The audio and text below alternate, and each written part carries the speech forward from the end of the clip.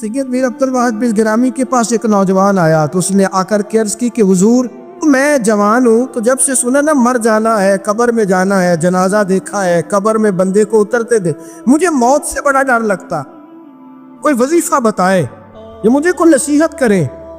तो मीर अब्दुल वाहिद बिलगिरामी रहमतुल्लाह अलैह फरमाने लगे, बेटे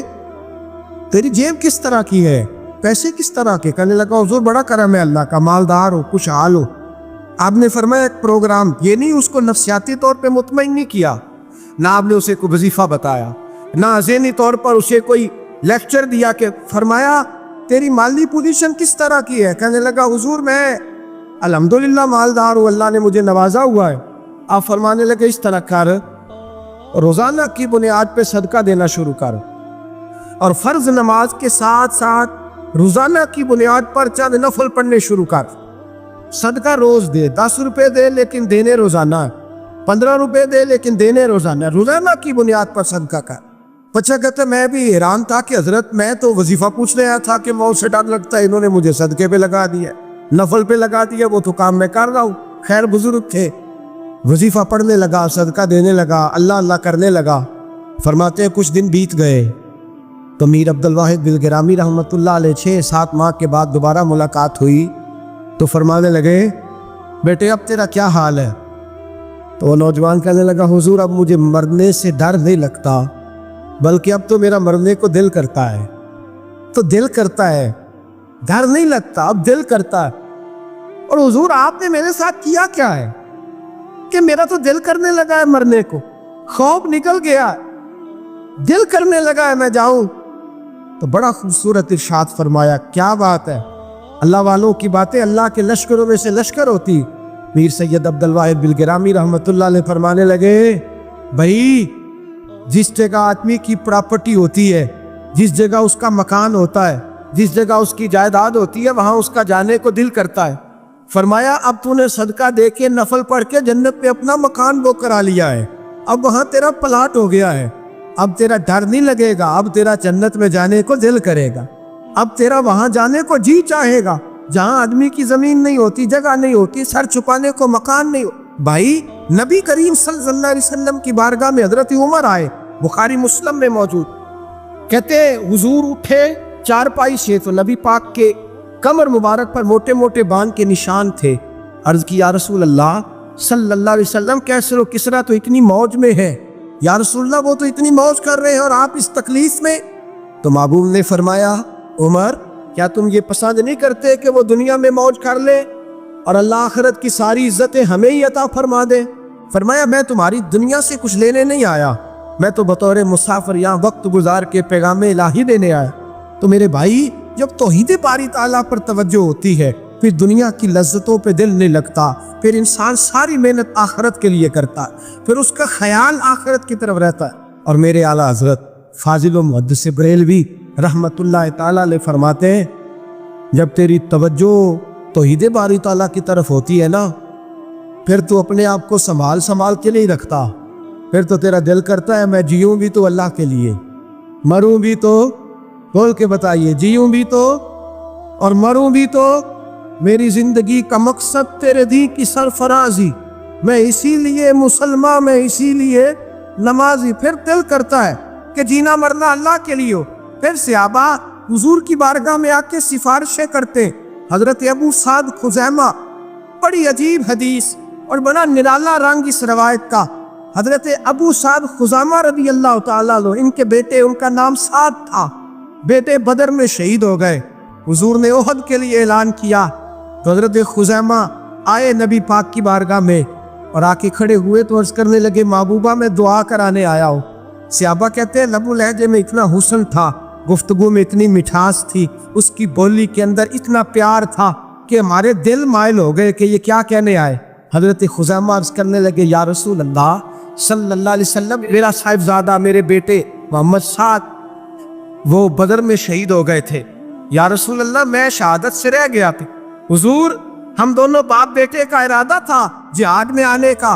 हम दोनों का प्रोग्राम था, वो कहता था मैं जाऊंगा, मैं कहता था मैं जाऊंगा। फिर हमने कुर्रा अंदाजी की तो कुर्रा मेरे बेटे के नाम निकला, बेटा मेरा आया बदर में, پھر اللہ تبارک و تعالیٰ نے اسے شہادت عطا فرمائی، وہ شہید ہو گیا۔ یا رسول اللہ صلی اللہ علیہ وسلم، آپ نے کل اعلان فرمایا ہے کہ احد کے لیے جانا ہے، اور رات ہی کو میرا بیٹا مجھے خواب میں ملا ہے، اور میں نے دیکھا ہے وہ تو جنت کی نہروں کے قریب سیریں کر رہا ہے، اور مجھے کہہ رہے ابا جی جلدی آ جائیں، یہاں مل کے رہیں گے، مل کے وقت گزاریں گے۔ یا رسول اللہ صلی اللہ علیہ وسلم، میں بے چین ہو گیا ہوں اس کے پاس جانے کے لیے۔ دعا فرمائے اللہ مجھے بھی شہادت عطا فرما دے، اللہ مجھے بھی شہادت دے دے۔ صحابہ کہتے ہیں اس کی عجیب، اس کا دعا کرانے کا، ہم نے تو دیکھا تھا لوگ دعا کرانے آتے ہیں کوئی مصیبت کے لیے، کوئی پریشانی کے لیے، کوئی آزمائش کے لیے، کوئی بیماری کے لیے۔ یہ مصطفیٰ کریم کے صحابہ کا بارگاہ خداوندی پر اعتماد، توحید باری تعالیٰ پر نظر، کہ وہ کہتے ہیں ہم تو اللہ کے لیے جان دینے کی دعا کرانے آئے، دعا کرے اللہ ہمیں اپنے رستے میں شہادت کی موت دے۔ صحابہ کہتے ہیں نبی پاک نے دعا فرمائی، پھر ہم نے حضور کی دعا کو قبول ہوتے بھی دیکھا، ہم نے اپنی آنکھوں سے مصطفیٰ کی دعا کو قبول ہوتے دیکھا، ہم نے جناب خزیمہ کو احد کے میدان میں شہید ہوتے دیکھا، اور میرے رسول پاک صلی اللہ علیہ وسلم کے صحابہ ان کی طرف دیکھتے تو رشک کرتے، فخر کرتے، کہتے دیکھو یہ وہ غلام ہے جو حضور سے دعا لے کر کے دنیا سے گیا۔ آج جو لوگوں کا مرنے کو دل نہیں کرتا، آج بڑی بڑی بلڈنگیں بناتے، بڑی بڑی عمارتیں کھڑی کرتے، بڑی بڑی جائیدادیں بناتے، ہر بینک میں اکاؤنٹ کھلواتے، سرمایہ پیسہ دنیا داری بناتے، تعلقات بناتے، سیاسی سماجی رشتے، دنیا داری کے جھوٹ کے ناطے۔ توحید باری تعالیٰ پر جب اعتماد ہوتا ہے تو انسان جس رشتے کو مضبوط کرنا چاہتا ہے وہ یا خدا کا رشتہ ہوتا ہے یا محمد مصطفیٰ کا رشتہ ہوتا ہے، باقی تو پھر اس کی توجہ ہٹ جاتی، باقی تو ہٹ جاتی ہے توجہ، پھر وہ یہ دیکھتا ہے کہ خدا رسول کے ساتھ رشتہ کس طرح مضبوط ہو سکتا ہے۔ میرے بھائی، توحید باری تعالیٰ اللہ کے رستے میں مرنے کا جذبہ دیتی ہے، راہ الہی میں نکلنے کا شوق پیدا کرتی ہے۔ اللہ تبارک و تعالیٰ کی توحید جب تو کامل طور پر مانتا ہے پھر تیرا آگے بڑھنے کو دل کرتا ہے۔ حضرت سیدنا انس بن مالک رضی اللہ تعالیٰ عنہ فرماتے، الترغیب والترہیب میں حدیث مبارکہ موجود ہے، فرماتے ہیں احد کے میدان میں یا اس کے علاوہ وہ ایسا موقع تھا کہ ایک صحابی حضور کی بارگاہ میں آئے، عرض کرنے لگے یا رسول اللہ صلی اللہ علیہ وسلم، ایک تو میں غریب ہوں، دوسرا میری شکل صورت خوبصورت نہیں، تیسرا میرے وجود سے بدبو نکلتی ہے، کوئی میرے قریب نہیں بیٹھتا، اگر میں اللہ کے رستے میں جہاد کروں، اپنی راہ خدا میں جان دے دوں تو بتائیے میرا رب مجھے کیا عطا کرے گا؟ تو نبی پاک نے فرمایا اگر تو شہید ہو گیا تو سارے دروازے کھل جائیں گے جنت کے، سیدھا جنت میں جائے گا۔ یقین کامل دیکھیے، احد کے میدان میں تلوار پکڑی، جہاد کیا، شہید ہو گئے۔ صحابہ کہتے ہیں نبی پاک اس کے سرانے آ کے کھڑے ہوئے، اور کیا خوبصورت جملے ارشاد فرمائے اللہ تبارک و تعالیٰ نے اس کی بدصورتی کو خوبصورتی میں بدل دیا ہے، اللہ نے اس کے وجود سے آنے والی بدبو کو خوشبو سے بدل دیا۔ اور نبی پاک علیہ السلام فرمانے لگے جنت کی حور دروازہ کھول کے اسے کہہ رہی ہے آ جا جلدی جلدی، اللہ نے تیرا نکاح میرے ساتھ فرما دیا ہے، جلدی آ جا، میں تیرے استقبال کو کھڑی۔ میرے عزیز، کچھ لوگ ایسے ہیں جن سے عذاب قبر ہوگا ہی نہیں۔ میرے رسول کریم صلی اللہ تعالی علیہ وسلم نے ارشاد فرمایا کہ جو اللہ کے رستے میں شہید ہو گیا، یہ سنن نسائی میں موجود ہے، اسے عذاب قبر نہیں ہوگا، بلکہ ایک حدیث میں تو فرمایا حساب کتاب ہی نہیں ہوگا، اللہ بغیر سوال جواب کے جنت عطا فرما دے۔ کچھ لوگوں کو لوگوں کی بخشش پہ بھی مسئلہ ہی بنتا ہے کہ کوئی بخشا نہ جائے۔ اور ایک صاحب کہہ رہے تھے جی یہ کیا معاملہ ہے کہ جمعے کو بندہ مر گیا یا فلانا ہو گیا تو اس سے حساب کتاب نہیں ہوگا، اتنے بڑے جرم لوگوں نے اتنے پاپ، اور جمعے کو مر گیا تو بخشا جائے گا۔ تو میں نے کہا جرموں کا بھی اسے حساب اللہ لے لے گا، لیکن میاں حساب کتاب کی ڈیوٹی نہ اللہ کی ہے تو بہتر یہ ہے کہ اسی کے ہاتھ میں رہے، تو نہ اپنے ہاتھ میں لینے کی کوشش کر۔ سنن ترمذی کی حدیث، ہمیں پتہ نہیں کیا مصیبت ہے، ہمیں پتہ نہیں کیا مسئلہ ہے۔ ایک جنازے سے میں نکلا، آپ یقین کریں کبھی کبھی کلیجہ پھٹ جاتا ہے۔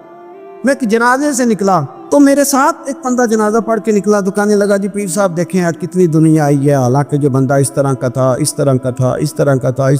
میں نے اسے کہا یار تجھے تو فکر ہی لگ گئی ہے کہ جنت میں چلا ہی نہ جائے، تو اس طرح کرنا جنت کے دروازے کے سامنے کھڑے ہو جانا ڈنڈا لے کے کہ میں نے نہیں جانے دینا۔ شرم آنی چاہیے ہمیں، اللہ فرماتے ہیں جنت اتنی چوڑی ہے جتنے زمین و آسمان ہے، اس کی چوڑائی زمین اور آسمان کے برابر ہے، تو ہم تو اپنے علاوہ کسی کو جانے نہیں دینا چاہتے جنت میں، اور بس کریں، جنت خدا کا فضل ہے، اور اللہ فرماتے ہیں میرا فضل میں جسے چاہتا ہوں عطا کرتا ہوں۔ یہ سنن ترمذی کی حدیث، اور اس کے راوی حضرت عبداللہ ابن عمر رضی اللہ تعالیٰ عنہ،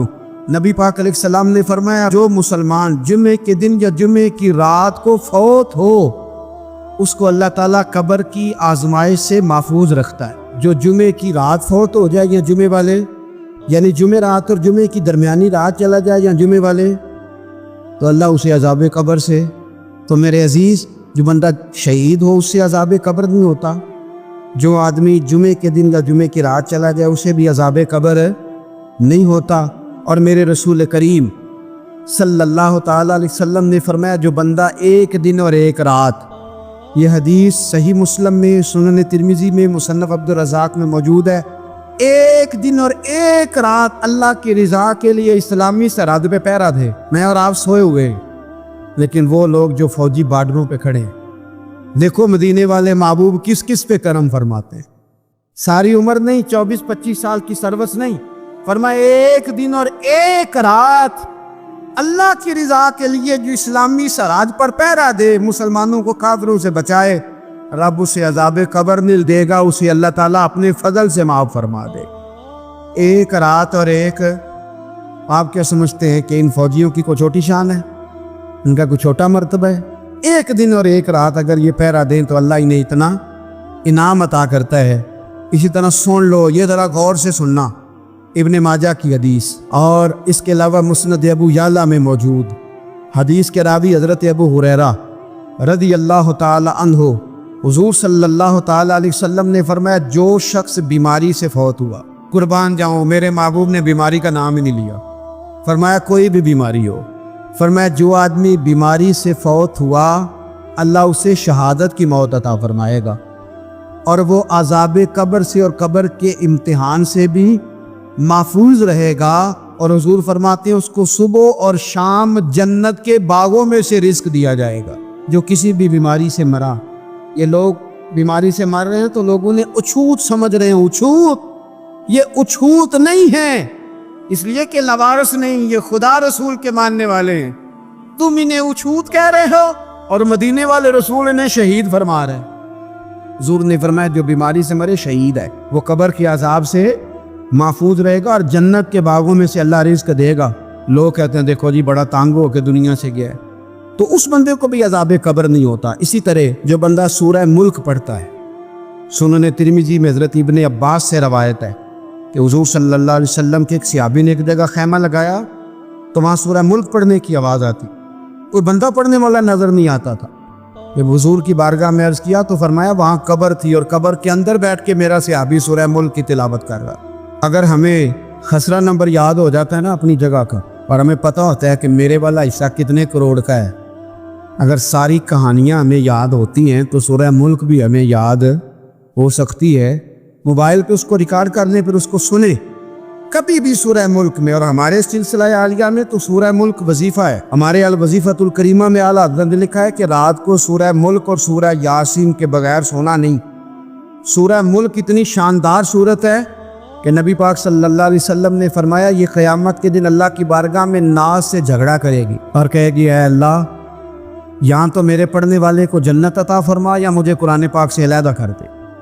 تو رب کریم پھر اپنے فضل سے پڑھنے والے کو جنت عطا کرے گی۔